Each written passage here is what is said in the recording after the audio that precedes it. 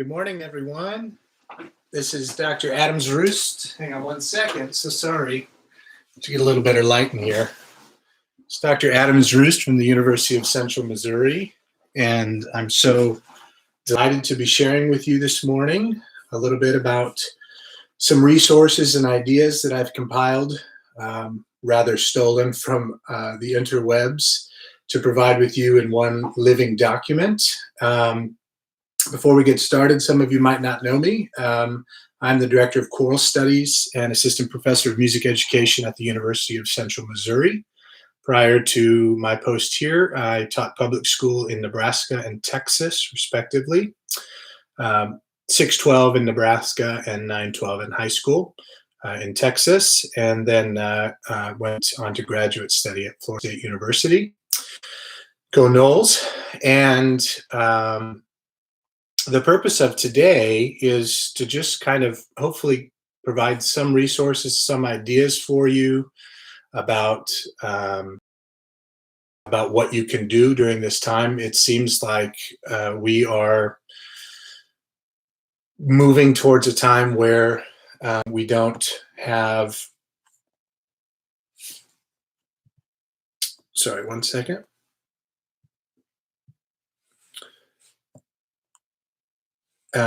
Excuse me. It appears like we will be shifting. If I was a fortune teller, I would say that we're probably not going to be back in school anytime soon, if at all, for the remainder of the year. So that provides many challenges for us as educators. UCM has gone online exclusively, so we are not returning. In fact, it's projected that this summer as well, that we'll be online for at least until the summer term is over and return back to school in the fall. And so, again, not a fortune teller here, but if I were to be a betting man, I would say that we're probably not going to go back to school. So where does that leave us? Well, obviously, it's quite difficult with performance-based ensembles, i.e. choir, to produce anything that is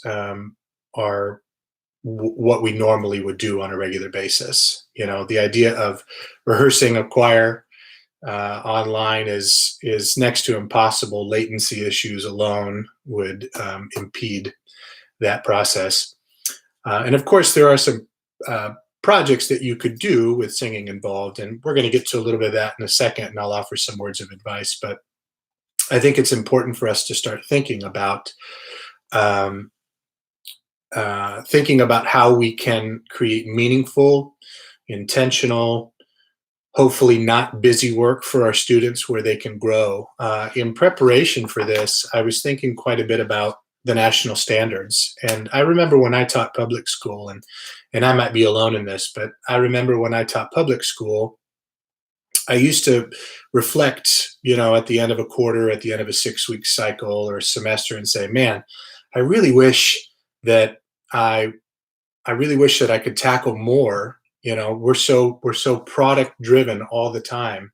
And, there's this balance between, as educators, we talk about process versus product. And that's such an important thing. And I think really great teachers kind of live in both worlds. They're about the process, but they're also about product, because there's always a goal in mind. And we want our kids to be achieving all the time. But I remember reflecting when I taught public school on those standards, and I thought to myself, man, there's just so much that I'm not doing.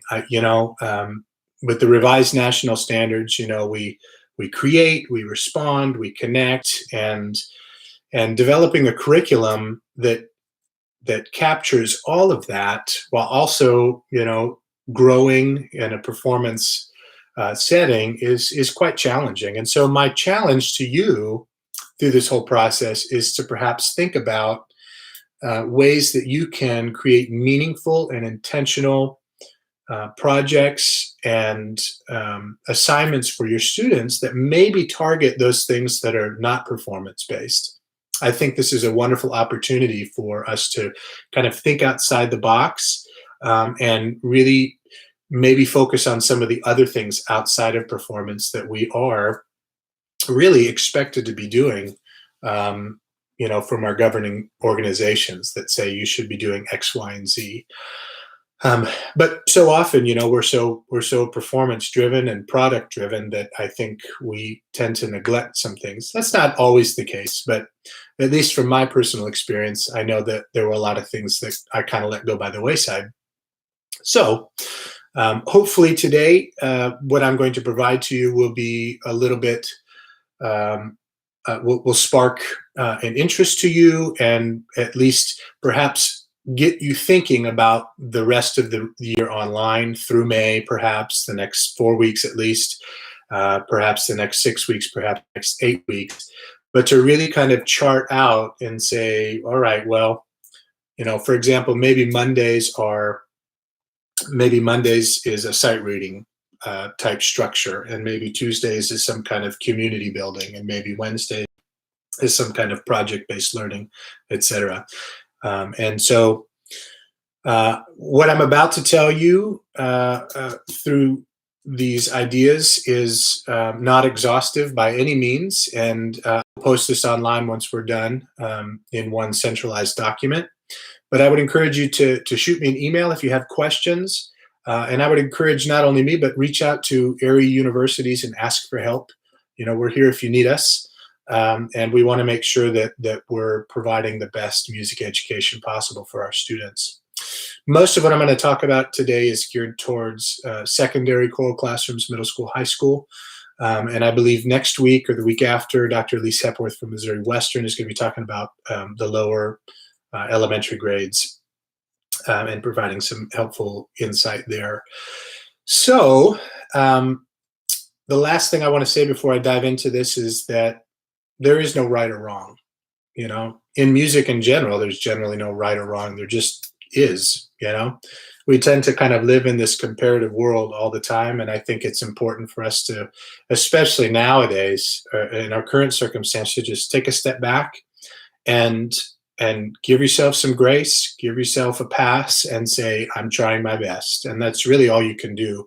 And I think that's that's the most anything anybody can expect at this point in time in our current circumstance. So give yourself a pass, give yourself some grace, recognize that we're all in this together. There are no right or wrong answers. In the history of modern education, I don't think we've ever been forced with a circumstance like this. So definitely unprecedented times called for unprecedented measures, and you're going to have ideas that work, and that's great, and you're going to have ideas that fail, and you'll reflect and you'll say, that was terrible and I'm never going to do that again. And I think generally speaking, we can just kind of file this all under, well, they didn't teach me that in graduate school, or they didn't teach me that in undergraduate school.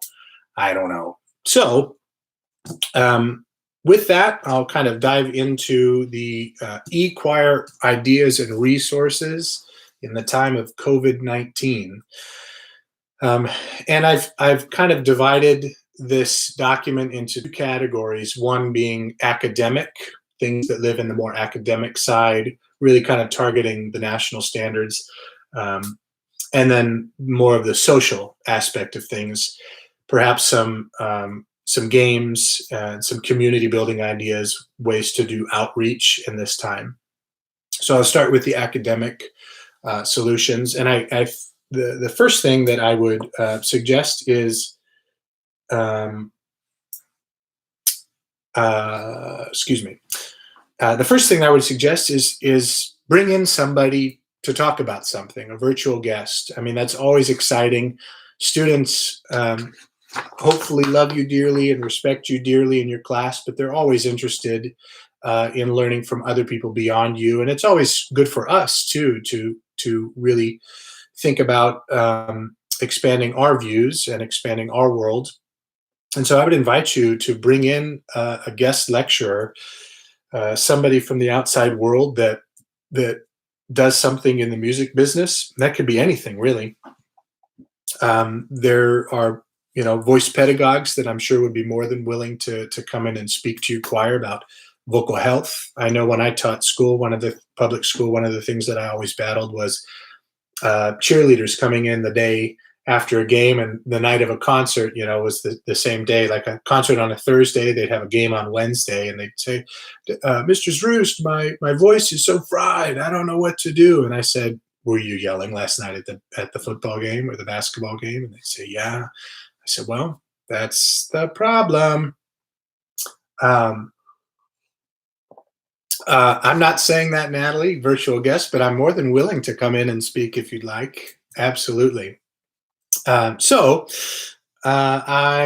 would encourage you to reach out to somebody, talk to somebody about a vocal health, have a voice pedagogue, talk to your choirs about healthy habits and their voice and protecting it. Maybe you could even scare them a little bit in a healthy way about vocal nodes and long-term damage, because I think students don't often think about that, but you only get one voice, just like you only get one set of ears and a set of eyes.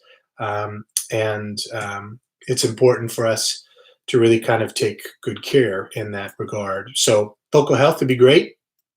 You could also bring in somebody to talk about conducting, and it might be a great way for somebody who is a proficient conductor or trains conductors to come in and give a crash course in conducting for your ensembles and meaningful gestures. It could be interactive as well. Everybody has their own gestural language, and I think it would be really beneficial for you to talk about. It could be an interactive kind of team teaching session to talk about what your gestural language looks like for your students and what you mean, and hopefully that's intentional and congruent with what you're asking of the ensemble in terms of your language. But you could bring in somebody to do a conducting workshop with your students, just the basics of conducting. You could teach them a 4 pattern, you could teach them a 3 pattern, a 2 pattern. Releases, what does releases look like? What do they look like with your gesture as a teacher and as a student? And of course, that kinesthetic movement is getting them off the couch, which they're probably nestled into quite comfortably. You could also invite somebody to talk to your students about life as a music major, or as a non-major, what that looks like if you want to keep music a part of your life, if you attend higher education and university of some kind. I think a lot of students, at least my students, when they enter UCM, I think they're often overwhelmed by the amount of work that students, music majors in particular, are required to do. There's a lot of students come in and their first semester they take maybe 12, 15, 16 hours. And that doesn't seem like a whole lot, but they're often neglecting work, which a lot of them do at my university, and practice, which, good music majors are supposed to be practicing every day for a few hours a day. And I think they're often overwhelmed and they don't understand what that looks like. I met with my choir for the first time yesterday, and we just did a check-in, and there was a common theme. I asked each one of them, we just kind of went in a round-robin discussion, and I just asked each one of them, I prompted them with what's been the most challenging thing for you in this time, and then what's been pleasantly surprising to you. And probably the theme that floated to the surface the most was just the lack of structure and not knowing what to do during this time. And so, there's maybe another idea as well, teaching life lessons about structure with your ensembles and how to go about structuring your time in your day. And I know that's probably problematic for some of us as well. If we don't have this, I'm supposed to report to school at 7:10 or 7 o'clock a.m. and I'm technically not released until 4 or whatever it might be. A lot of people struggle with that, especially our students who routinely go to class, from 8 a.m. to 2 p.m. or 8 a.m. to 3 p.m. and then Tuesdays and Thursdays they work, and then so that can be kind of tricky for everybody as well. But in terms of this, becoming a music major has a lot of involvement, and of course we want people in our field. We want to populate programs across the state, across the country. We want to keep music alive and well, but students also need to know what they're getting into. And then, of course, you could talk about the different degree programs that your university might offer. And you can, a lot of programs across the state look very similar, but there are some differences among them. And it would be good for students, talk about careers in music and what that looks like, and you could bring in a guest to reflect that as well. Um, I've seen this a lot in recent weeks on Facebook, but bringing in a composer or an arranger of something that you've done, a composer that you programmed this year or plan to program next year, maybe, or uh, have done in the past as well. But to program somebody, invite somebody on to talk about their compositional process. Maybe it's a piece that was well known that you kind of lived with for a few months and the kids still know it. They can ask questions about the piece and kind of gain insight into the mind of the composer. And I think that could be really great as well. I know there are a lot of composers out there that seem to be doing this right now. Of course, you'd want to reach out to them, but also expect that they're very busy and they have deadlines as well. And so, if they say no, it doesn't mean that they don't want to. Probably, it just means they might not might not be able to accommodate you at that time. But perhaps they'd be willing to in the future as well. They have deadlines as well. And so just be mindful of that, and hopefully you can find somebody. If you need some ideas and resources, I'm happy to help springboard some of those with you. You might also bring in somebody who's working as a musician in any capacity. Um, a lot of students, I think high school age students, think that the path towards music is either performing or teaching, but there are so many other options out there. Um, and in terms of professional singing, you could perhaps invite in somebody who's working in the opera field, somebody who's working on Broadway or off Broadway, country stars as well. And of course, I'm sure many of you watching have students that are currently doing stuff out there in music. Oh, my former student was in that show on Broadway a few years ago. Well, invite them in, have them talk about their experience and what that's like, providing a real world example for your students. Might also talk about music therapy. Music therapy is kind of a newer degree program that started surfacing, I don't know, in the 90s, perhaps earlier than that. But really starting to gain traction. We're starting to see music therapists and working in hospitals and care homes, not exclusively to that, but they're doing really, really wonderful things with music therapy right now. You might invite a music therapist in to talk to your students about that path.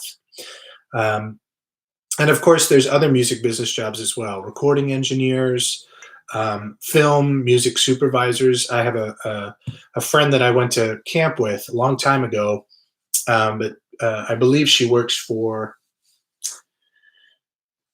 either Warner Brothers or National Geographic, but she was the music supervisor for National Geographic television at one point. And so, somebody like that would maybe, if they're willing, be able to come and talk to your students. Talk to your students about video game design. A lot of them are into video games, I'm most certain. But sound design or Broadway pit conductor, the possibilities are endless. So with this, the invited virtual guest lecture, just the sky's the limit.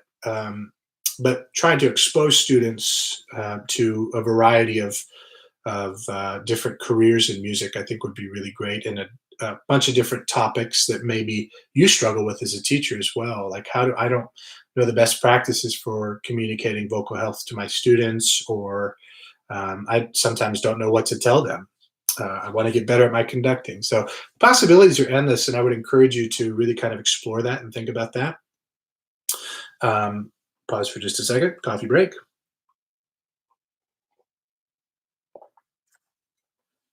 The second thing that I would down on the list of academic tasks would be listening activities. Of course, this is kind of a no-brainer, but you might think about it in a little different way. The first one that I have on my list that I'll share with you later is bracket challenge, and I stole this from my wonderful colleague, Dr. Anthony Purcell, UCM. And for my choirs, I'm doing a bracket challenge with them, and I'm doing it in a Google form. But every year at UCM, we do masterwork, a choral masterwork. This year we were scheduled to do two. We did Handel's Messiah, Part 1 for the fall semester. And then this spring, we were going to do Britain's Rejoice in the Lamb and a few other kind of English masterworks, masterworks from the UK. We had programmed House Magnificat. So anyway, we had a really great, I curated this list,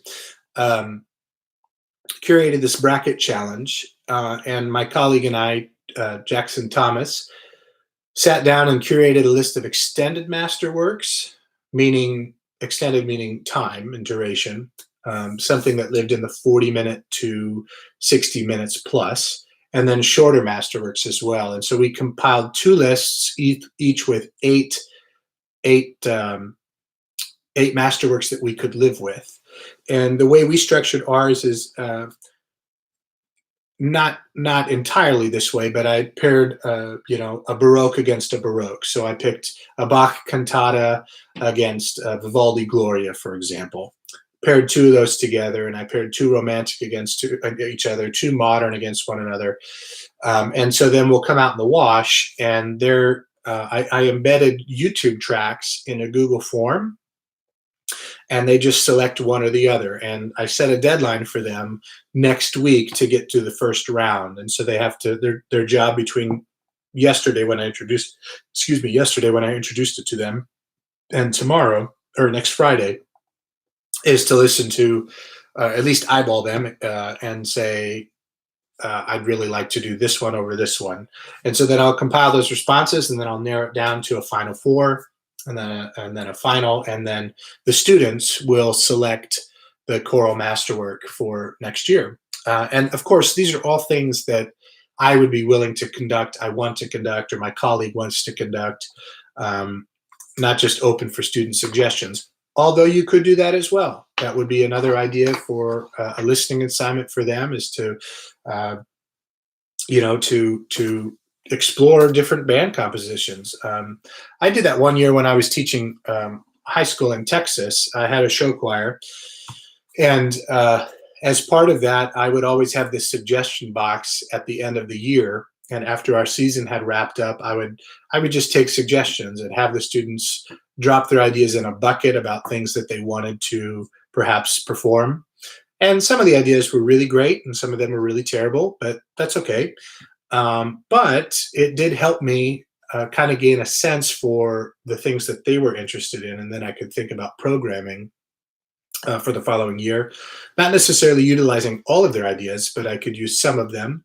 And it was a way for them to stay invested and engaged in the process. And of course, I would announce that at the end of the year.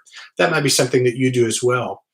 It doesn't have to be masterworks in this circumstance. It could be a Sweet 16 of contemporary composers, or a Sweet 16 that spans the eras. Maybe you select four Renaissance pieces, 4 Baroque pieces, 4 romantic, 4 classical.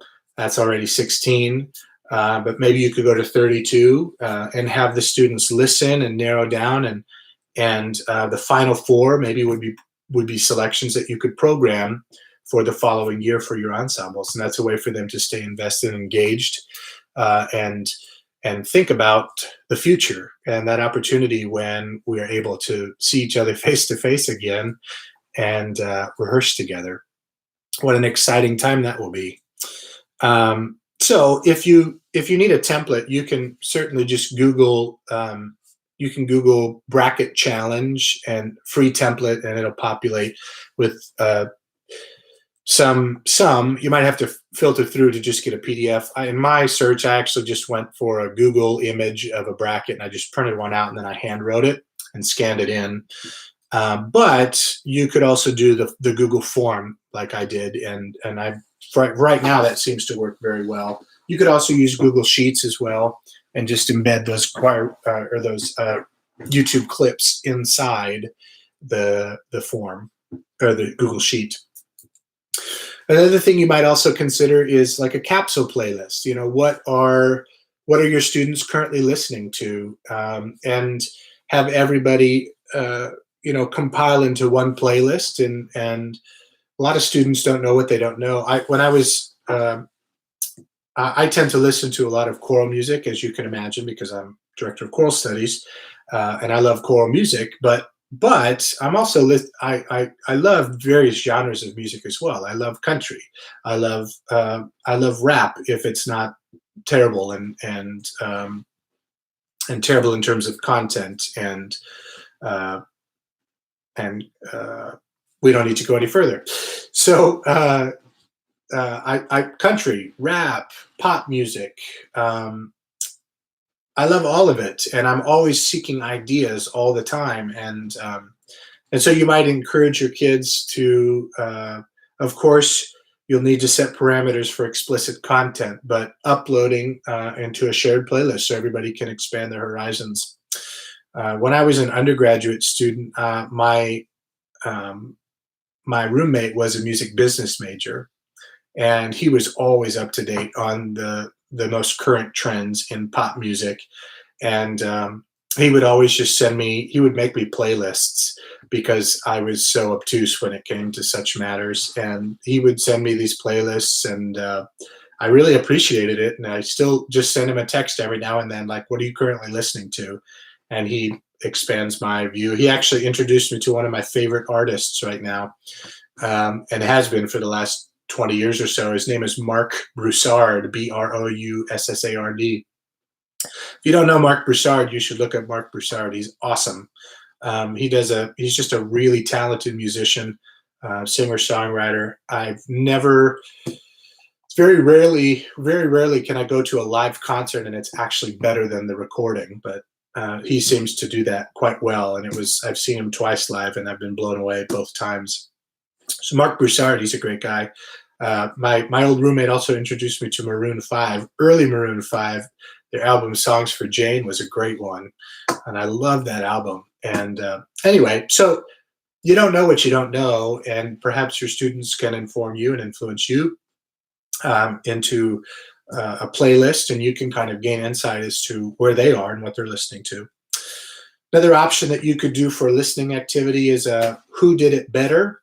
And there's a worksheet that goes along with this, but to play two versions of the same song could be anything. It could be an instrumental work, it could be an orchestral work, it could be a choral work, it could be a pop song, it could be a cover, but two versions of the same song performed by two different groups, and then have the students compare and contrast, which of course gets them thinking, and it's kind of down the list in higher order thinking skills, which of course everybody loves, and something that we could be doing more of all the time. You could also have your students critique a recent performance of their own. We tend to always be, as directors, rehearsing, and then we have a performance, and then it's on to the next. And very rarely do we actually take the time to really stop and evaluate the job that we're doing, and have the students really listen to what they sound like, so that they can really, you'd be surprised how many times, if you actually took a class period to do that, to play some recordings for them, of them, and say, this is where you are. And they'll say, it's amazing to hear them echo what you say on a normal basis. It seems to go in one ear and out the other. It feels like that as teachers. Often we give content, deliver content, we ask for things, and then we don't get things. Very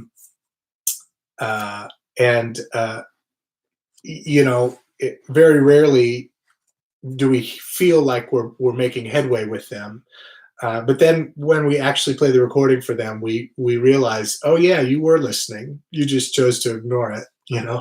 So anyway, I'm getting on my feet here that Misha has a thing for a great activity for the students. Play a recording and then have them evaluate as if they were a judge, judging, an adjudicator, judging their own festival performance. Another thing that you could do is you could ask the students for a theme for next year. What are they really kind of worried about? I was in talking with my students yesterday. I talked about the theme of uncertainty. Um, this uncertain time has a lot of them kind of nervous, but they're fearful. A lot of my students are fearful right now. They don't know how to structure their time. There's just a lot of worry that's going around, and I think it's our job as teachers to really kind of facilitate and calm their nerves.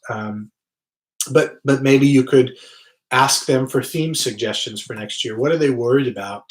Kids are really insightful, and sometimes if you allow them to, they'll blow you away with their creativity. And so maybe you invite them to help develop a theme for next year's concerts or a theme for next year.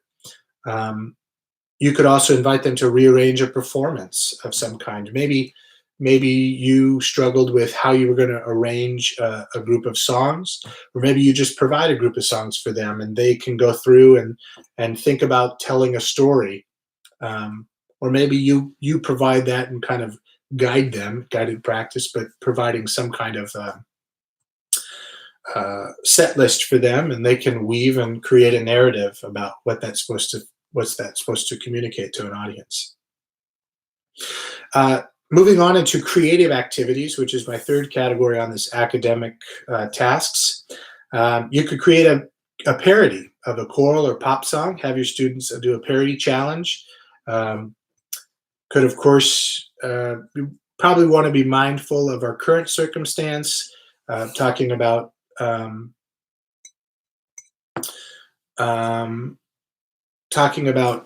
a parody for. I would be mindful not to necessarily make light of our current situation. There are many people suffering right now, many people that are scared. I see a lot of jokes floating around on the internet right now. Me home, and I always try to put myself in other people's positions in that regard, and make sure that we're really not making light of somebody else's circumstance. There are a lot of people scared, a lot of people affected by this, and it's really hitting close to home. So I would try and avoid a parody that surrounds like COVID-19 and contracting the virus, etc. But the possibilities are endless for anything else. But do a parody challenge. There was a question that was posed: how many minutes would you suggest in programming a high school performance for one choir? I would say a good rule of thumb is generally, when I was teaching high school in Texas, I had 6 choirs, and those 6 choirs, I made sure that nobody exceeded. I always try to go for 12 to 15 minutes because I don't really like long concerts, and I don't really like. That's just my bias. Don't let my bias be yours, but I really don't like long concerts, and I think the time we're living in, about an hour to an hour and a half, is about as long as we want our audience to be there. We want to keep them excited. Again, this is just my bias. So total duration for a concert, to make sure that it doesn't probably exceed an hour and a half. But maybe more in the hour 10-minute zone. So depending on your choir program and the amount of ensembles that you have, somewhere in the neighborhood of 12 to 15 minutes, which usually equates to 3 or 4 songs per 6 to 8 week cycles. I think that's pretty attainable. Maybe you have a little bit longer, maybe you have 10 weeks to get something ready, but again, no right or wrong. I don't think I don't know too many people that really complain about the fact that their concert was only 30 minutes or 35 minutes. People are running 80 different directions nowadays, and for me, I think it's always better to have quality over quantity. And so if I had the choice to choose 30 minutes of really quality music over an hour of mediocre music, I would always choose the former, and try to program with that in mind. So continuing on in the creative activities, from the parody challenge, you could do a cover challenge. Have a students cover something that they're currently listening to. Of course, you need to pre-screen this, make sure it's not explicit content, but then using home instruments and their immediate surroundings. This might be a stretch for them, but again, you might be surprised by their creativity and what they have to offer for you. You could do a cover challenge. And I've provided a couple groups on my list for you to listen to. And so, for example, Walk Off the Earth. There's a group called Walk Off the Earth, and some of you maybe know that group.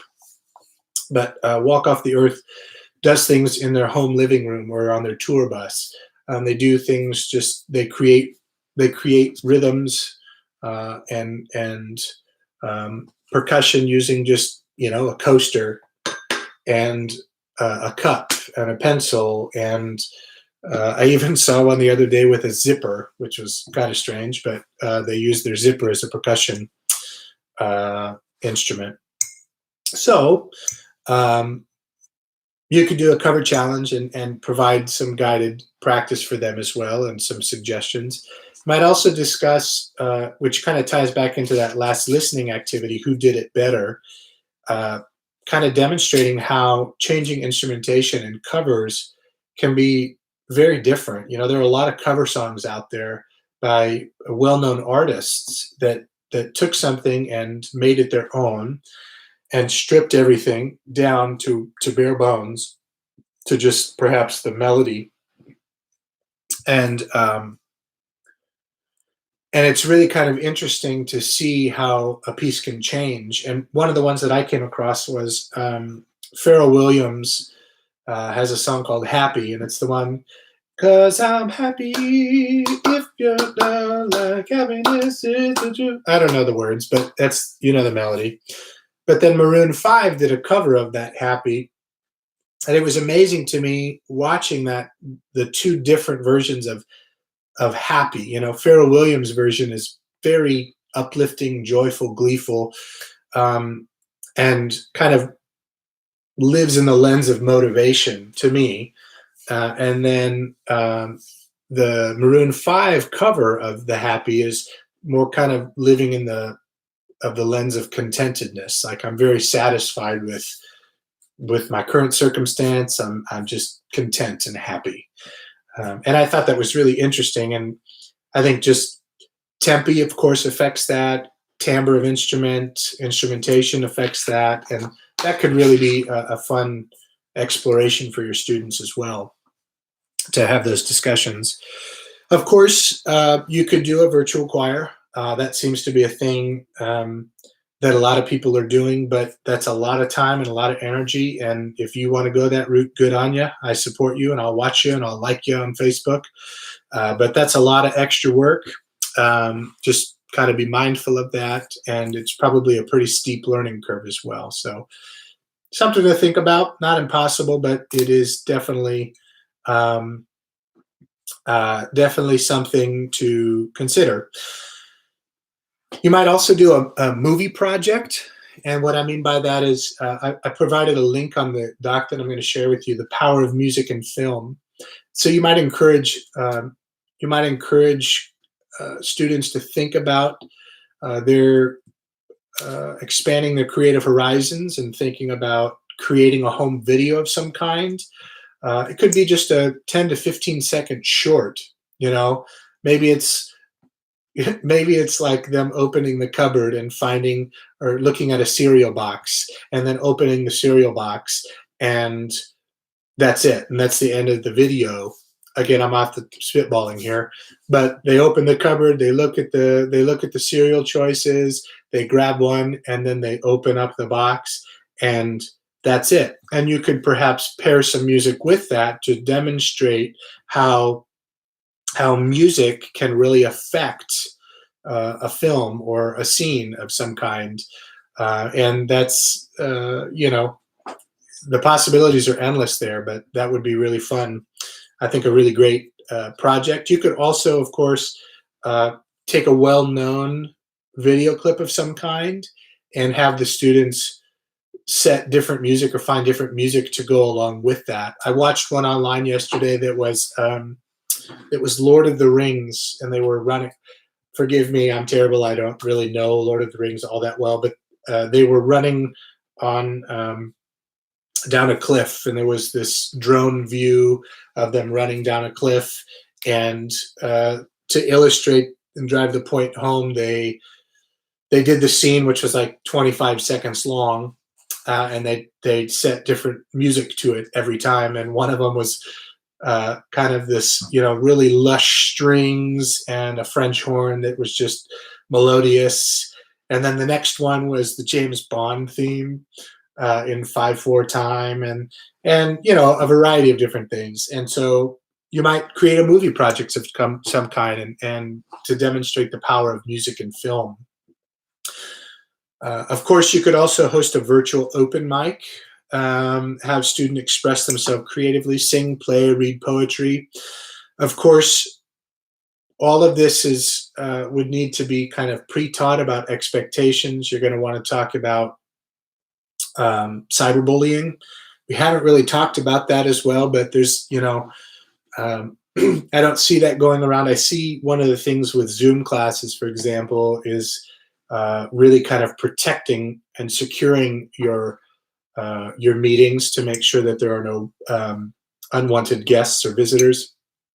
But we haven't talked about unwanted guests and visitors, i.e. bullies, in our current circumstance if we're going to do something like that. So I think now more than ever, we need to have discussions with students about cyberbullying, and making sure that there's a zero tolerance policy set in place in that regard. But with a virtual open mic, you could have students express themselves, sing creatively, read poetry, etc. A lot of them are feeling a lot of different things right now, and I think it'd be good to open up and share. When I was teaching in high school, one of the past state presidents used to have this thing called Shine Fridays. And Shine Fridays was a thing developed by Fred Ritter, used to teach at Columbus High School, Columbus, Nebraska. And he used to do Shine Fridays. And Shine Fridays were simply just that. It was essentially an open mic, but in the classroom, students could sing an art song or play their guitar or play the piano, something they've been working on, or read poetry, or fill in the blank, and it goes on and on and on. But that could be a really great way for you to spark creativity in your students. You could also challenge your students to host a driveway concert, of course, keeping social distancing in mind, but to have their family go out and, if they have a musical family, to go out and create some music. If they don't have a musical family, maybe they could teach somebody in their family to play something. I come from I have a musical background, of course, but my parents are non-musicians, so maybe, and I was a percussionist and played piano in high school, and still do, but, maybe you could have a lesson. Maybe they could demonstrate a lesson teaching their parent or sibling something that they've learned, and demonstrate that, record that. You could also put on a concert and sing together or play together. And finally, moving on to watching and discussing different things. There's a lot of really great resources, and I'll provide this document with you, but the Metropolitan Opera,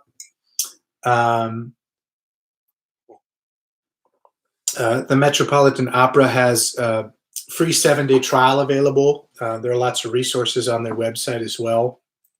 There's a 3-part series on BroadwayWorld.com, Broadway or Bust.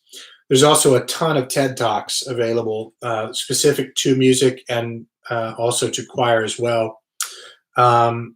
Some of my favorite ones, and I'll provide this list again in a moment as well, but Benjamin Zander talks about the transformative power of classical music. Alan Harvey talks about your brain on music. Of course, most people know the Bobby McFerrin, The Power of the Pentatonic Scale. And there's a whole bunch of TED Talks available online, and I'll provide a list there as well for you to go through. But the nice thing about TED Talks is that they really kind of get students thinking about things. And then they're very short as well. Most TED Talks are limited to 20 minutes or so. But you can find a TED Talk that's 15 minutes, and then you can open up for discussion with your students. So that would be a really great thing to do. And then, of course, videos on vocal health in the choral classroom. We've kind of talked about this a little bit earlier as well, but not only could you invite somebody in, but you could also show them videos of vocal health and really take the opportunity to explain the vocal mechanism. Maybe you could have even a unit on teaching the voice and understanding the anatomy of the voice and how their vocal folds work, etc. And then, of course, there's videos on movements for cause. A few years ago, I was part of a project called A Voice for Peace, and I still contribute to it annually. But the World Peace Day is September 21st or 22nd. I can't remember the exact day. Excuse me. But A Voice for Peace was a movement that the Nairobi Chamber Chorus, in partnership with the Festival Singers of Florida, used to do and still do on an annual basis. But there was this movement. There's a really great documentary called A Voice for Peace. It's on the handout. And there's an accompanying worksheet that my wonderful wife has put together when she was teaching. She has an accompanying worksheet to go along with that for students to respond. And of course, now moving on, of course, there's also sight reading and composition theory activities that you could do. A lot of programs, a lot of companies out there are offering free trials. Smart Music, for example, I think has a free trial through June 30th. Sight Reading Factory, I think, is waiving a bunch of their stuff as well, their fees, or doing it for a limited cost to help out during this time.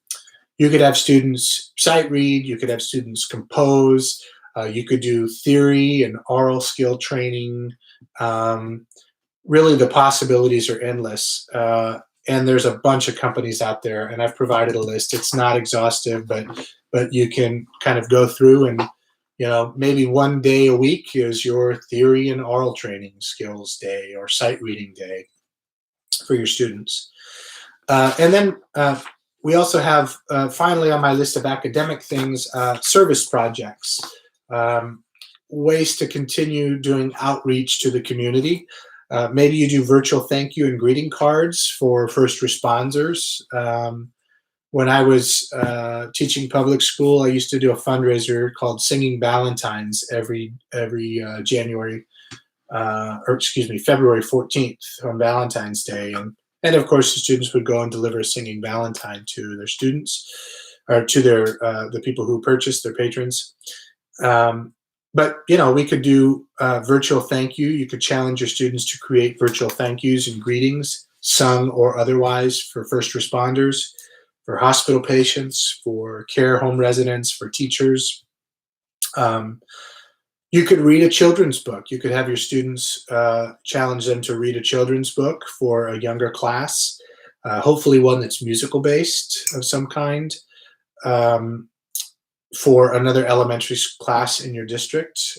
Maybe they want to pinpoint their favorite elementary school teacher and help them out in that regard. You could also adopt a grandparent virtually in this time. Then visit them at a future date when the pandemic is passed, or we get the green light that we can go ahead and do that. But you might reach out to a local care home and see if there's somebody that you can connect with virtually and adopt a grandparent virtually. And then, of course, visit them later on down the road when we have all of these stay-at-home orders and get the green light for us to move on. In terms of the social aspect of things, there are a lot of really great games out there, and I'll just kind of run down the list. I'm starting to run out of time, but I'll just go down. Singo, which is an adaptation of bingo. And of course, you could use the national standards to inform your card. You could do create, have an activity that's create, have an activity that's perform, have an activity that's responding or connecting. And a lot of the ideas that I've provided to you so far through this document, you could just create your own Singo card and just go through and check. I adopted a grandparent today. I created my own video. I sent a virtual greeting to somebody. I sight read, yada, yada, yada. There's a virtual escape room. I provided a link there to a company that has, I don't know if it's free or not, but you can also search YouTube, or excuse me, search Facebook, and there's a few groups out there for learning during this time. Just request to join and you can gain access to a lot of really great ideas. There's an escape room idea out there that's a PowerPoint of in nature. There's also, you could create your own as well. You could do a virtual scavenger hunt with your students for community building and kind of nurturing the student beyond the academic lens and thinking about connecting with them during this time. You know, you might say you've got 45 seconds to go find something beautiful in your home to share with the group. Could be anything. I would kind of wave a caution flag to finding like an ugly sweater. While that's a really fun game, you know, like ugly sweater contest. Go find the ugly sweater that you can manage or muster from your closet. Some students might be ashamed of their clothes, so you want to be cognizant of those kinds of things to make sure that you're not isolating students or marginalizing students in any way, shape, or form. But you can do a virtual scavenger hunt with your students. Go find your favorite mug. I'm drinking from mine right now. Go find your favorite cup. Go find your favorite mug. Go get your favorite soft drink from the fridge and come back and share with us. The possibilities are endless. You could also do a meme challenge. Of course, you need to set parameters with your students as well to making sure they're appropriate. My students not long ago made memes of me. We went on choir tour a couple years ago and they decided to make some memes of me. And they went pretty far with it, that's a whole nother conversation for a whole other day. But you could set parameters for a meme challenge, and that would be a really great thing to do. You could do a deserted island scenario. Wow, that was a mouthful. Deserted island scenario. Team members given a scenario, stranded on a desert island with 7 objects, but they can only choose 3. Make these objects as obscure and strategic as possible. The members are challenged to really think and plan. Of course, we've probably all done that team building activity before, but in Zoom, you can have students break out into groups. I think there's a way to do that.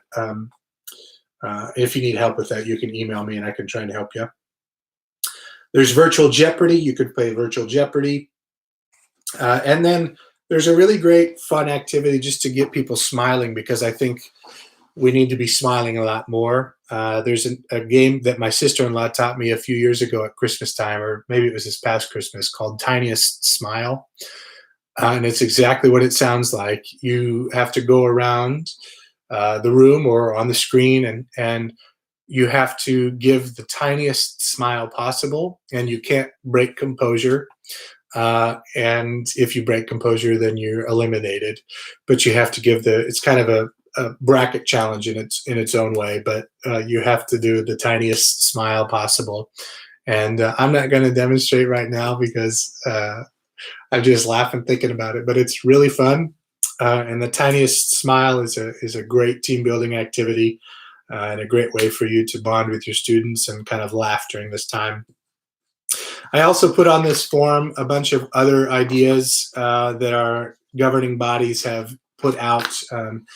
Teaching music online, how to engage students in your virtual classroom. I think J.W. Pepper put something out recently.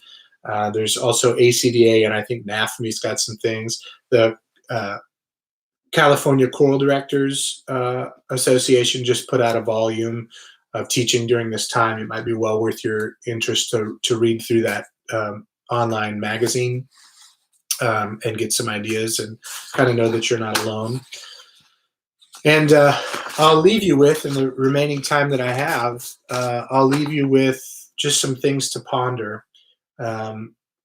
Most of what I delivered to you today and the ideas are all under the assumption that students have access to technology, but they might not. And so you'll need to be mindful of this when creating activities and structuring lessons, and you'll need to accommodate as necessary. I have a few students on my end that don't have really great access to computer or network. And so you want to be mindful of that and think outside the box to help allow them to continue to participate, just not perhaps online. Um, Delivering content to students is important, academic content, but we must also nurture the soul. Character building and community building are needed now perhaps more than ever. And so I would say stress to you, don't necessarily worry so much all the time about, I have to really make sure that I'm delivering academic content, sight reading and theory and yada, yada, yada. I think it's also good to make sure that you're nurturing the whole student, checking in on them, making sure that they know that you care, that you're there for them, even if you can't be with them physically. We've talked about cyberbullying, but you need to make sure that you set those expectations if you're going to do some of this these share out type activities, to make sure that you make sure that it's a safe place for people. And I'll just leave you finally with the idea that you're going to have, and I mentioned this before, but you're going to have virtual lessons that fail. You will accept it, embrace it, reflect it, and move on. Of course, part of what we do as teachers is reflect on what went well and what did not go well, and give yourself a pass. We're all new to this, and as I said before, you can file this whole next 6 weeks or 8 weeks or however long this is going to be under, they didn't teach me that in undergrad, but we know as educators that we just jump right in there and we solve problems. That's what we do. We don't complain about things. We just get it done. And we reflect and realize that things didn't go as well as expected, and that's okay.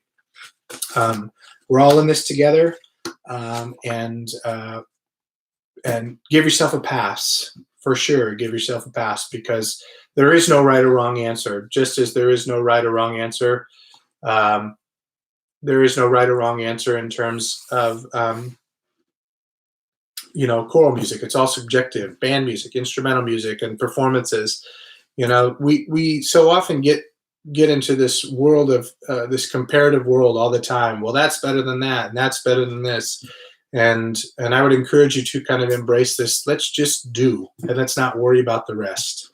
And let's just kind of take care of ourselves. Let's take care of our house. Let's take care of our community. I mean, our house, our choral house or instrumental house of any kind, and really make sure that you're just taking care of everybody, and you're not alone. And again, I reiterate, please reach out to me. I'll provide my resources to you, this sheet here momentarily, for distribution, and reach out to me, reach out to other collegiate professors to make sure that you know that you're not alone, and we're here to help you as best we can.